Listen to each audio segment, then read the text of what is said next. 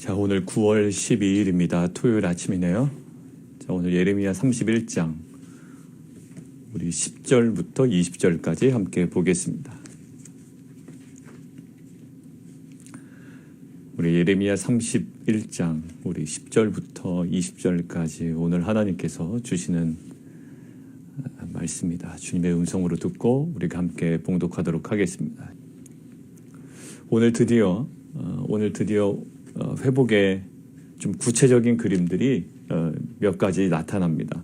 12절부터 그 내용이 나와 있죠. 12절부터 한번 눈으로 확인하겠습니다. 그들이 와서 시온의 높은 곳에서 찬송하며 그 다음에 물질적인 피로가 회복이 되는 진술이 기록되고 있습니다. 곡식과 새 포도주와 기름과 어린 양의 떼와 소의 떼를 얻고 크게 기뻐하리라. 물질적 필요가 회복이 되는 거죠. 그 다음에 두 번째는요. 그 심령은 물질적 필요뿐만 아니라 그의 심령은 물된 동산 같겠다. 물된 동산. 물된 동산은 어떤 것을 의미할까요? 에덴 동산 같은 이미지도 있고요. 이사야에서도 회복된 어떤 그 이미지를 이야기할 때 물된 동산이라는 표현을 씁니다. 물된 동산. 어떤 이미지일까요? 끊이지 않는 생명력이 그 안에서 계속 나온다라는 거예요. 끊이지 않는 생명력. 그 물은요, 생명을 이야기합니다. 그래서 시편에 뭐라고 얘기했죠? 시냇가에 심기운 나무가 어떻게? 시절을 쫓아 과실을 맺어요. 잎사귀가 어떻게 한다? 마르지 아니한 같다. 끊이지 않는 생명력입니다. 이 물된 동산. 그래서 이 끊이지 않는 생명력으로 어떤 일? 그들의 심령은 다시는 근심이 없으리로다.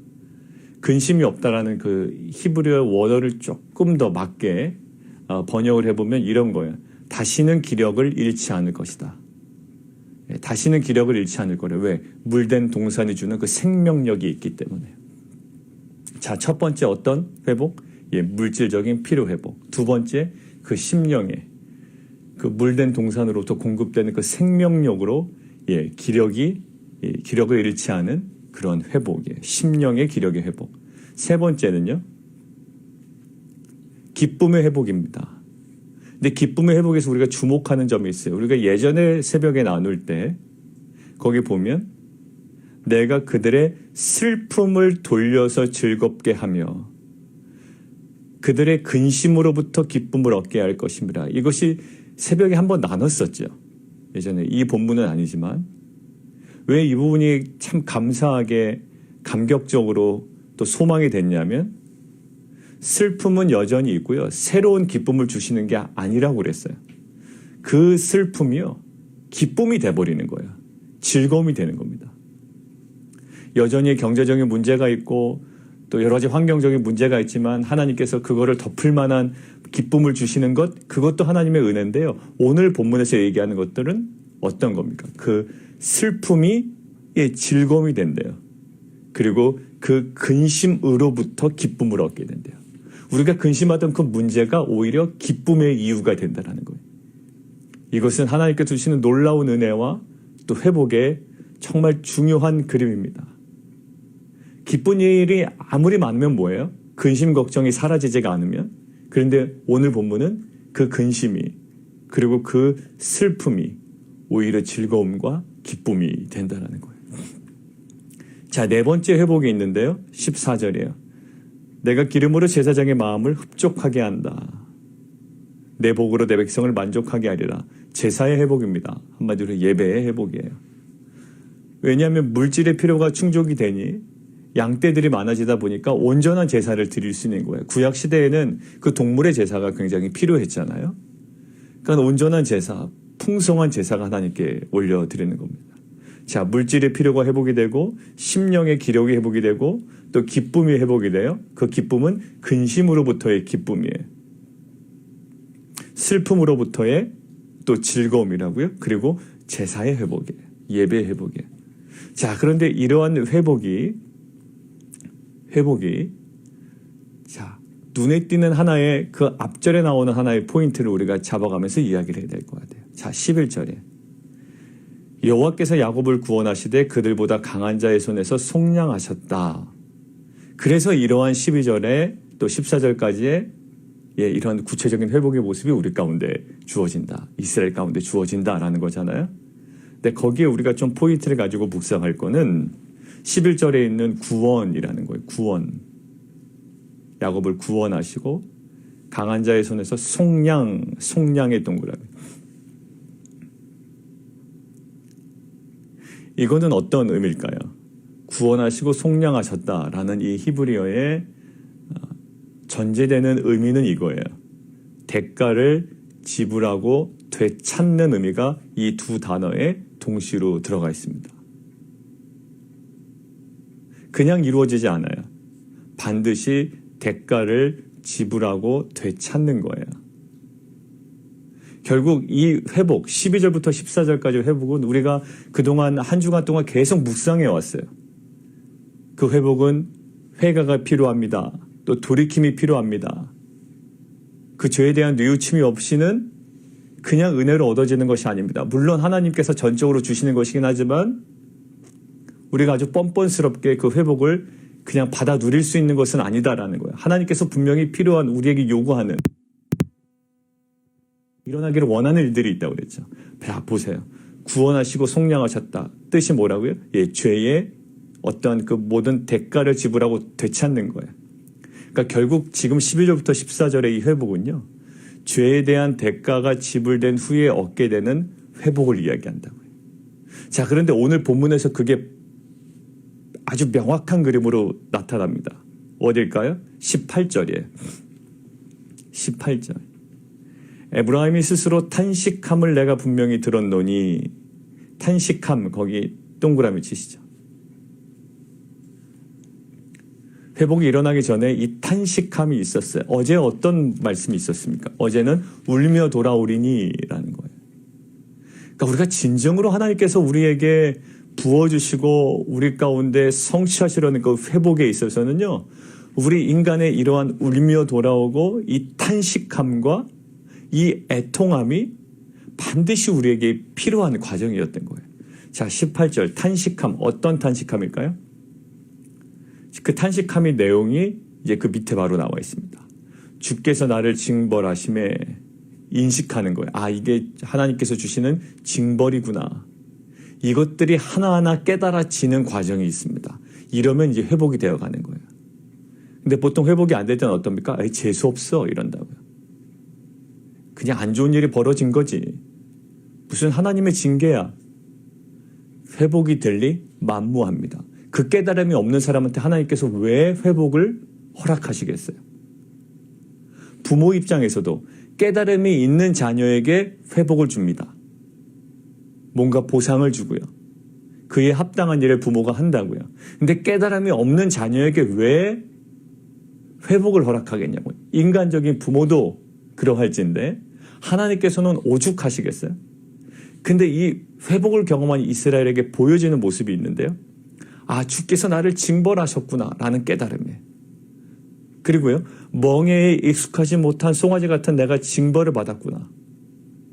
내가 이 하나님의 그 멍에 하나님께 매여 있는 것이 얼마나 귀한 것인지 모르고 오히려 그것들을 내가 지지 않음으로 인하여 내 과오로 인하여 내 죄로 인하여 내가 지금 징벌을 받고 있구나. 자신의 죄가 발견이 돼요. 그러면서 이렇게 고백합니다. 주는 나의 여호와이시니 나를 이끌어 돌이키소서. 그리하시면 내가 돌아오겠나이다. 아, 내가 잘못했으니까 돌아갈게요 하나님. 이것도 아니에요. 회복의 가능성은 나에게 없습니다라는 고백까지 나오는 거예요. 어떤 고백입니까? 하나님의 은혜가 있어야 회복도 가능합니다라는 거예요. 그러하시면 내가 돌아오겠나이다. 이제는 회복의 가능성도 하나님께 있음을 고백해요. 그리고 내가 돌이킨 후에 뉘우쳤고 내가 교훈을 받은 후에 내 볼기를 쳤사오니 뉘우친 부분이 있다라는 거예요. 여러분 이거는 매우 중요해요. 아, 계속 그런 식으로 묵상해서 목사님 보이는 거 아니에요? 아니에요. 이것도 명확하게 학자들이 구분하여 지금 예레미야의 일관성을 유지하는 하나의 모습이고 단락으로 보고 있어요. 내가 돌이킨 후에 뉘우쳤고 뉘우친 바가 있어야 돼요. 그러니까 뉘우친 거 없이 회복이 이루어진다? 이것들은 불가능하다고 보셔야 돼요. 자, 그리고 내가 교훈을 받은 후에 내 볼기를 쳤사오니 이는 어렸을 때의 치욕을 짐으로 부끄럽고 욕됨이나이다 하도다. 그러니까 얼마나 과거가 치욕스러웠음을 깨닫게 돼요. 나는 세상에 떵떵거리고 내 마음대로 잘 살고 많은 소유를 누리고 또 많은 것들을 성취하면서 살았다고 생각을 했는데 이게 진짜 회복이 되다 보니까 과거의 그 모든 것들이 어떻게 여겨져요? 예, 치욕스럽게 여겨진다고요. 사도 바울이요. 사도 바울이 복음으로 예수의 복음으로 완전히 회복이 되니까요. 이제는 무엇을 치욕스럽게 여기고 배설물처럼 여기나요? 예, 자신의 학벌을 배설물처럼 여긴다고요. 여러분들 그거 쉽지가 않아요. 어떻게 해서든지 자신의 학벌을 자랑하고 나는 너희들한테 그런 취급받을 만한 사람이 아니야. 나는 로마 시민이야. 내일 또 주일날 얘기하겠지만 얼마나 사도 바울이 그럴 만한 취급을 당하지 않아도 될 만한 이유가 너무나 많았다는 사람이에요.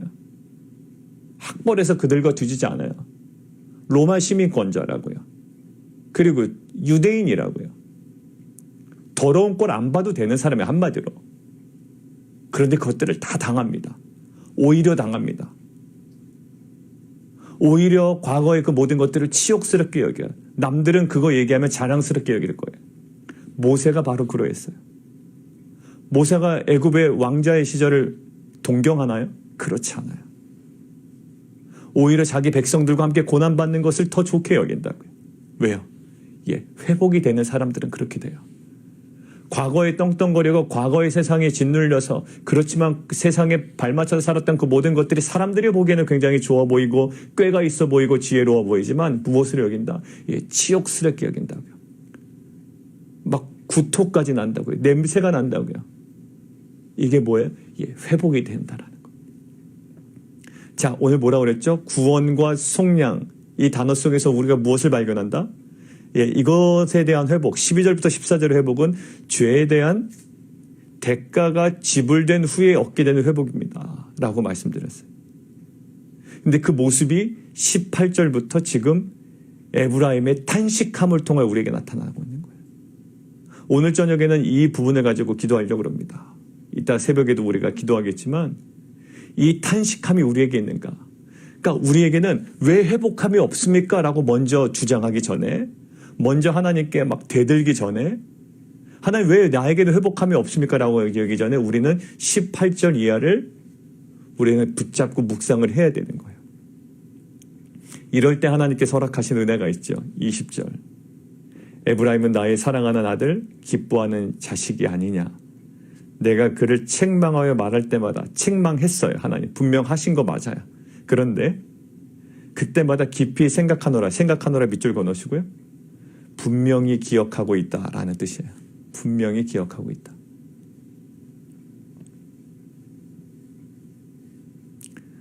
나는 책망했지만 분명히 기억하고 있대요. 그러므로 그를 위하여 내 창자가 들끓으니 내가 반드시 그를 불쌍히 여기리라. 여호와의 말씀이니라. 호세아서 보겠습니다. 호세아서 11장 8절에서 9절입니다. 호세아서 11장 8절에서 9절 제가 읽겠습니다. 에브라임이여 내가 어찌 너를 놓겠느냐. 이스라엘이여 내가 어찌 너를 버리겠느냐. 내가 어찌 너를 아드마같이 놓겠느냐. 어찌 너를 스보임같이 두겠느냐. 내 마음이 내 속에서 돌이키어 나의 긍휼이 온전히 불불 듯 하도다. 내가 나의 맹렬한 진도를 나타내지 아니하며 내가 다시는 에브라임을 멸하지 아니하리니 이는 내가 하나님이요 사람이 아님이라. 내 가운데 있는 거룩한 이니 진노함으로 내게 임하지 아니하리라. 호세아서에도 에브라임에 대한 그 사랑을 얘기하셨다. 하나님이 분명히 기억하시고 오히려 그 책망할 때 그 창자가 들끓다고 얘기했어요. 그 애절한 사랑이 있다라는 거예요. 그러니까 우리는 하나님이 우리를 버렸다라고 생각을 해요. 바벨론으로 끌려가니까 하나님 우리를 버렸다, 신경도 안 쓴다라고 하는 거예요. 근데 먼 발치에서, 아니요, 먼 발치도 아니야. 아주 가까이에서 바라보고 계신 하나님의 마음은 어떨까요? 꼭 부모의 마음이에요. 아주 고되게 혼내긴 했지만 속에서는 창자가 끓는 거예요. 때려놓고선 뒤에서 우신다고 그러죠. 부모들이. 호되게 혼내고 뒤에서 눈물을 훔친다고 그런다고. 자, 하나님의 마음이 그렇다고요. 근데 이 모든 것들이 18절부터 19절까지 에브라임의 탄식함, 그리고 구원과 속량이라는 그 단어 속에 나타나는 죄에 대한 대가가 지불된 후에 얻게 되는 회복이에요. 여러분들 신약시대 때는 이것이 어떤 것으로 우리에게 주어졌을까? 이 회복이. 죄에 대한 대가, 무엇으로? 예, 십자가예요. 그러니까 십자가 없는 복음은 없는 거예요. 대가가 없는 복음은 없어요. 회복은 뭐였다? 단독 사역이 아니다라는 게 이번 주에 처음에 계속 메시지였어요. 회복은 단독 사역이 될 수가 없다. 아무 일도 일어나지 않았는데 하나님께서 갑자기 회복을 뚝 떨어주시진 않는다. 그리고 하나님께서 아무 일도 벌어지지 않았는데 야, 너와 나와 화목하자, 이런 일은 없다라는 거예요. 반드시 무슨 일이 있어야 된다? 하나님의 회복 사역은 반드시 뭐가 전제되어야 된다? 예수 그리스도의 십자가의 죽음이 있어야 회복이 가능해지는 거예요. 그때서야 휘장이 찢겨지는 겁니다. 신약시대 땐 그렇게 이루어져요. 그러니까 우리가 의지해야 될 건 뭘까요? 예, 예수 그리스도의 십자가예요. 우리가 사역하는 방식도 뭐가 돼야 될까요? 바로 십자가예요. 왜? 십자가 없이는 뭐가 없다? 영광도 없어요. 십자가 없이는 생명도 없어요. 여러분들이 한 영혼을 섬길 때요, 너무 편하다. 그건 정말로 하나님의 은혜고요. 대부분은 그런 건 없어요. 애통해야 하고요. 그를 위하여 눈물 흘려야 되고, 기도로 먼저 준비해야 되고요. 말귀도 못 알아듣는 사람한테 끊임없이 이야기해야 되고요. 그게 바로 부모가 자녀에게 쏟는 사랑 아닙니까? 자, 이 십자가가 있어야 결국 생명과 구원과 회복이 있어요. 그거를 위해서 예수님께서 본을 보여주신 거예요. 너에게 본을 보여주시고 그 자취를 따라오게 하셨느니라. 왜? 진정한 생명은 십자가 안에서만 발견되거든요. 진정한 회복은 탄식에서만 나타나거든요. 진정한 회복은 죄에 대한 대가가 지불된 후에만 나타나거든요. 사랑하는 성도 여러분들, 오늘도 우리가 에브라임의 그 탄식을 저주를 여기지 마시고요. 이것이 회복의 첫 출발이고 영광스러운 길임을 알아 고백했으면 좋겠어요. 나는 지금 징벌받고 있는 것이고, 주님께서 나를 징벌하신 것이고, 그냥 우연히 벌어진 나쁜 일이 아니라 하나님과의 관계 속에서 일어나는 것임을 우리가 하나하나 묵상함을 통해 우리가 결국 하나님, 나는 돌이킬 힘마저도 그 가능성마저도 없습니다. 하나님의 은혜가 있어야 내가 진정으로 돌이킬 수 있습니다라는 전적으로 하나님께 엎드림을 통해 하나님께서 허락하시는 오늘 4가지 물질적인 필요, 심령의 기력의 회복, 물된 동산, 기쁨의 회복, 제사의 회복, 이 진정한 회복을 경험하는 공동체 되기를 원합니다. 자, 2번째인데요. 근데 여러분들은 이제 아마 이런 생각 하실지 몰라요. 근데 목사님, 아무리 이런 약속의 말씀이 있어도 너무 상황이 안 좋습니다. 뭐 상황이 어느 정도 가능성이 있어야 이 말씀을 붙잡고 기도하죠. 가능성이 없습니다라고 아마 지금 항변하시는 분도 있을 거예요. 아니, 코비드-19 때문에 내 사업 어떻게 된 거 아시잖아요. 가능성이 완전 없습니다. 아무리 약속의 말씀이 주어져도요, 지금 저는 기독교가 이래서 싫어요, 막 이렇게 얘기하신 분이 있어요. 아, 무슨 뜬구름 잡는 것 같고, 뭐 말씀 붙잡으러 가는 것 같고, 그 말씀에 보고 밥 먹여줍니까? 상황이 이런데 이렇게 얘기해요. 답답합니다. 물론 제 자신도 그럴 때가 있었기 때문에, 그리고 실제로 지금도 그런 부분이 있기 때문에 우리의 연약함이에요. 아, 상황이 이런데 무슨 말씀이 그렇다고 지금 말씀을 붙잡습니까? 라고 하는 거예요. 자, 상황이 그때 어땠을까? 그들의 상황으로 한번 돌아가 볼까요? 그것이 알고 싶은 거예요. 그럼 그들은 그럴 만한 상황이었을까요? 자, 보십시오. 11절. 여호와께서 야곱을 구원하시되 그들보다 강한 자의 손에서, 예, 거기 딱 밑줄 그어놓으세요. 시뻘겋게. 강한 자의 손에서. 이 문구를 통해서 우리가 깨달을 수 있는 건 뭘까요? 예, 약한 자의 손에서 그들이 스스로 빠져나온 것이 아니에요. 가능성은 여전히 제로입니다. 가능성은 여전히 제로. 왜? 강한 자의 손에 붙들려 있는데 환경이 좋을 리는 만무하잖아요. 강한 자의 손에서 지금 매여 있는 자예요. 예, 환경상으로는 가능성 없는 겁니다. 그런데 지금 뭐라고요? 예, 여호와께서 구원하시고 속량하셨다라는 거예요. 무엇을 지금 묵상할 수 있나요? 강한 자의 손에서 너희가 빠져나올 수는 없어. 그런데 이 모든 구원과 속량의 가장 근원은 누구다? 하나님께서 전적으로 주도하시는 회복이기 때문에 아무리 강한 자가 막고 있어도 막을 수 없다라는 거예요. 반드시 이루어진다라는 거예요. 너 강한 자의 손에 있어. 알아. 너 가능성으로 너의 능력으로 불가능해. 그런데 내가 주도해. 그러니까 분명히 이루어질 거야라는 거예요. 코비드-19 때문에 사업 어려워졌다고? 아니면 여러 가지 관계가 어려워졌다고? 경제적으로 힘들다고?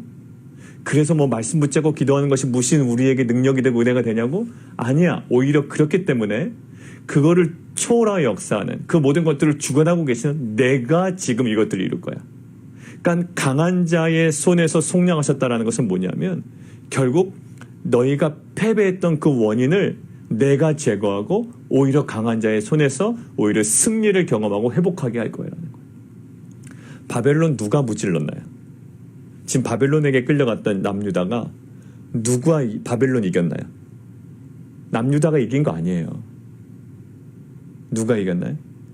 페르시아 연합군이 이겼어요. 페르시아가요. 바사가 오히려 바벨론을 무찔러 버렸다고요. 그러고 난 다음에 바사의 왕 누가? 고레스가 갑자기 돌아가라고 그런 거예요. 너네 돌아가라. 여러분들 이런 일이 어디 있어요? 남유다가 막 열심히 싸웠나요? 오히려 그랬을 거야. 야, 바벨론 어떻게 이겨? 그냥 여기서 살자. 정말로 70년 동안 살다 보니까 그래. 무슨 언감생심 무슨 돌아가. 근데 아니에요. 강한 자의 손에 너희가 잡혀있지. 전혀 불가능하다고 생각이 되지만 강한 자의 손에서 오히려 구원하고 속량하셨더라. 그러니까 이 모든 회복은 하나님께서 전적으로 주도하시며 결국 막을 수 없다라는 거예요. 오늘 두 가지입니다. 물질적인 필요, 심령의 기력의 회복, 또 기쁨과 또 제사의 회복이 있어요. 정말 우리가 꿈꿨던 회복이 아닌가요? 근데 두 가지예요. 첫 번째는 에브라임의 탄식함이 있어요. 왜? 속량과 구원에는 반드시 그 대가를 치른 후에 얻어지는 은혜이기 때문에요. 우리가 치러야 하는 대가는 뭘까요? 탄식함이에요. 깨달음이에요. 자신들의 죄의 추악함을 철저하게 깨닫고 회개하는 거예요. 얼마나 그동안의 삶이 세상 앞에 자랑할 만한 삶이 아니라 얼마나 교만했고 잘못 살아왔는지 자신의 어리석음이 얼마나 컸는지 고백하는 거예요. 가슴을 치며 뉘우치고 지금 회개하는 이 에브라임의 탄식이 우리가 회복을 구하는 것보다 더 중요한 우리 삶에 보여져야 될, 드러나야 될, 반드시 회복돼야 될 모습인 거죠. 그래서 오늘 라헬이 라마에서 슬퍼하는 그 모습도 그런 관점이에요. 라마가 어디에 될까요? 예레미야 40장 1절에 보면 라마가요, 바벨론으로 포로로 끌려갈 때 집결 장소예요. 포로로 끌려갈 때 집결 장소. 좋은 장소는 아니죠. 라헬은요, 누구를 낳았죠? 요셉을 낳았잖아요. 요셉은 므낫세와 그 다음에 에브라임 지파가 있죠. 거기 어디입니까? 북이스라엘 지파잖아요. 그 라헬 또 누가 낳습니까? 누구를? 베냐민 낳죠. 베냐민은 어디? 남쪽에 남유다와 가서.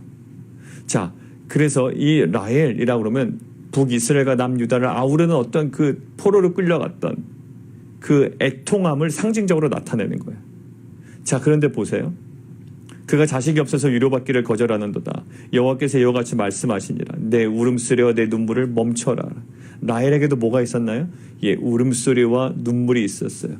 어제 다시 보시죠. 어제 울며 돌아오리로다.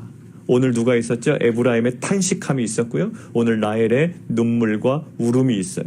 근데 멈추래요. 근데 아주 명확한 표현이 있습니다. 내일에 삭슬을 받을 것인즉 그들의 대적의 땅에서 돌아오리라. 여호와의 말씀이니라. 내 일에 삭슬 받아. 어떤 일인가요? 내 눈물과 내 울음에 대한 삭슬 받을 거래요.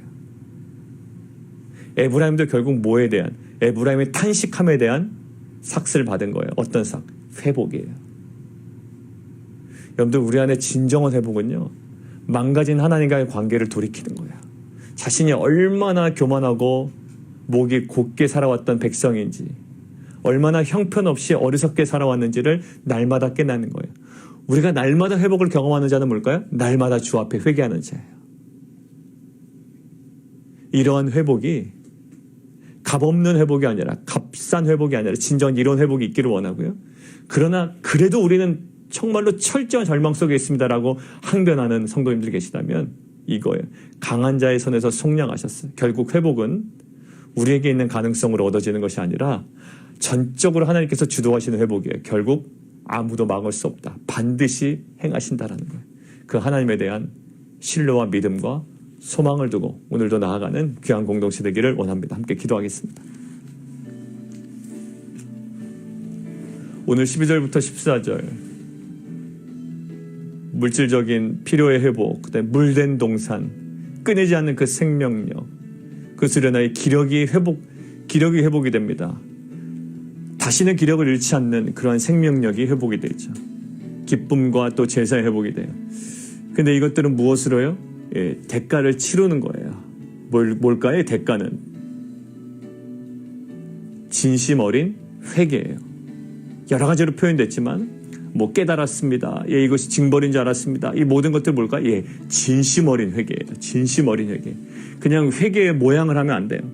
하나님 이렇게 회개할게요. 왜냐하면 이렇게 회개해야 또 회복을 얻으니까. 그런 거 아니라는 것 같아요. 진심 어린 회개. 내가 회복을 얻기 위해서라도 내가 회개해버린다 그냥. 이런 느낌이 아니라고요. 하나님은 그냥 그런 거에 넘어가시는 분이 아니잖아요. 진심 어린 회개. 이것이 우리 가운데 있기를 원해요. 우리 이 부분을 가지고 지금 계속 오늘 우리 일주일 동안 계속 말씀하셨어요. 단독 사역이 아님을. 그리고 진심 어린 회개가 필요함. 울며 돌아와야 됨을. 오늘까지도 계속 말씀하십니다. 어제 저녁에 우리가 기도할 때 회개했는데 아니 그런 회개 말고 진심 어린 회개. 진심 어린 회개. 18절부터 19절 이 진심 어린 회개. 진심 어린 뉘우침. 정말로 얼마나 과거가 내가 어리석었음을 고백하는 것. 이 가슴을 치며 뉘우치고 회개하는 것. 이 자신이 멍에 익숙하지 못한 송아지 같은 내가 징벌을 받았다라는 이러한 고백. 이러한 얼마나 과거가 치욕스러웠는지 이것들이 철저하게 고백되어지는 회개. 이것이 우리 가운데 정말로 회복되어지기를 원합니다. 우리 함께 기도하며 나아가도록 하겠습니다.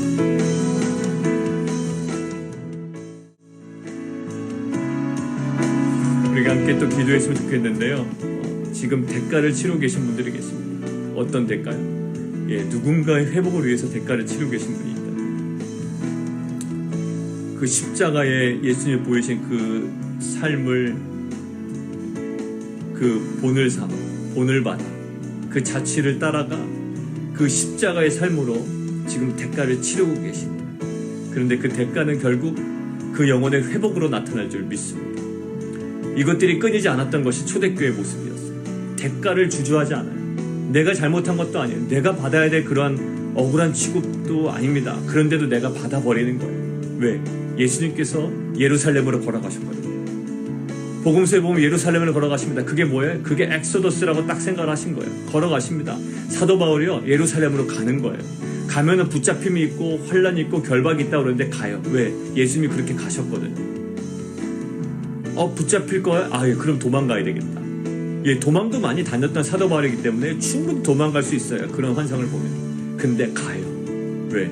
예수님께서 엑소더스 예루살렘으로 계속 걸어가셨거든요. 복음서에 그것이 굉장히 강조되거든요. 그리고 자기의 스승이었던 자신의 주였던 예수님께서 걸어가셨던 그 예루살렘으로 가는 걸음을 멈추지 않아요. 우리가 지금 이 대가를 치르고 있다고요. 어떤 모양이든지. 근데 하나님께서 주시는 분명한 회복이 있을 줄 믿습니다. 왜냐하면 그것이 십자가의 삶이기 때문에 그래요. 하나님 의를 위하여 핍박받는 자에게 주시는 복이 있고 회복이 있고 하나님 그 정말로 그 안에 생명과 구원이 있을 줄 믿습니다. 우리 그 길을 걸어가는 우리 성도님들을 독려하며 또한 축복하며 우리가 또 위로하며 또 서로 격려하며 또 이 시간 함께 기도하며 나가도록 하겠습니다. 함께 기도하겠습니다. 우리 내일 예배를 위해서 기도하겠습니다. 내일부터 이제 현장 예배가 동시에 진행이 됩니다. 적지 않은 분들이 또 신청을 해주셨기 때문에 또 방역에 또 저희가 신경을 철저하게 써야 되고 자리 배치나 이런 것들을 저희가 잘 마무리를 해야 됩니다. 내일 드려지는 정말로 몇 개월 만인가요? 이제 6개월 만에 드려지는 현장 예배입니다. 하나님 정말로 그 예배 현장에서 드려진, 물론 온라인을 통해서도 동일한 은혜가 있겠지만 하나님 정말로 그 간절함으로 나온 모든 성도님들, 또 현장에서 드리는 그 예배의 그 감사와 감격과 그 기름 부으심, 또 온라인으로 함께 드려지는 모든 성도들에게도 온전히 전해질 수 있도록, 임할 수 있도록 하나님 모든 필요한 것들 잘 준비되게 하시고, 또 준비하시는 모든 분들 지혜롭게 하시고, 또 하나님 좀 하나하나 빠짐없이 좀 하나님 그 예배에 방해되는 모든 것들이 다 제거되어지고 온전히 하나님께 집중하며 예배할 수 있는 제한사항이 있지만 그 안에 하나님께서 부어주시는 은혜에 완전히 잠겨있는 귀한 예배 되게 도와 주옵소서. 우리 함께 기도하며 함께 나아가도록 하겠습니다. 하나님, 라헬의 울음소리와 그 눈물, 그리고 에브라임의 그 탄식함이 우리의 그 연약함과 단순히 슬픔이 아니라 하나님께서 오늘 약속하신 것처럼 오히려 그들의 슬픔이 돌려져서 즐겁게 되며 또 그들의 근심으로부터 기쁨을 얻게 할 것이라는 하나님의 회복의 정말 중요한 모습임을 고백합니다.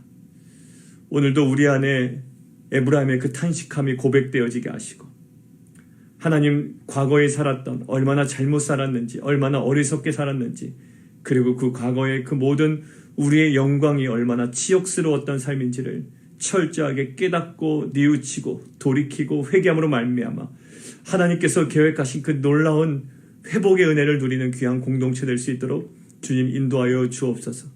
상황이 너무나도 어렵기 때문에, 우리의 능력으로 감당이 안 되기 때문에 이것은 어쩔 수 없다라고 포기했던 성도님들이 계시다면, 오늘 말씀하신 대로 강한 자의 손에서 속량하신 그 주체가 전적으로 주도하신 분은 하나님이심을, 그리고 그것 때문에 어느 누구도 막을 수 없음을 우리가 믿고 신뢰하며 소망함으로 우리가 오늘 하루도 정말 주 앞에 나아가 그 회복을 경험하는 귀한 공동체 되게 도와 주옵소서. 내일 드려지는 주일 예배, 특별히 6개월 만에, 반년 만에 드려지는 현장 예배입니다. 하나님, 간절하 나오는 모든 성도님들, 특별히 예배에 여러 가지 제한사항이 많지만 그 모든 제한사항에도 불구하고 성령께서 임재하시고 역사하시는 놀라운 은혜 예배 되게 도와 주옵소서. 하나님, 여러 가지로 또 준비돼야 할 좀 세부적인 것들이 너무나도 많습니다. 하나님, 철저하게 빈틈없이 잘 준비되게 하시고 정말로 그 예배의 그 임재, 그 예배의 영광, 또 복음의 귀한 것들이 함께 나누어지고 또 하나의 것들을 경험해 나가는 귀한 예배 되게 도와 주옵소서. 예수 그리스도 이름으로 감사하며 기도합나이다.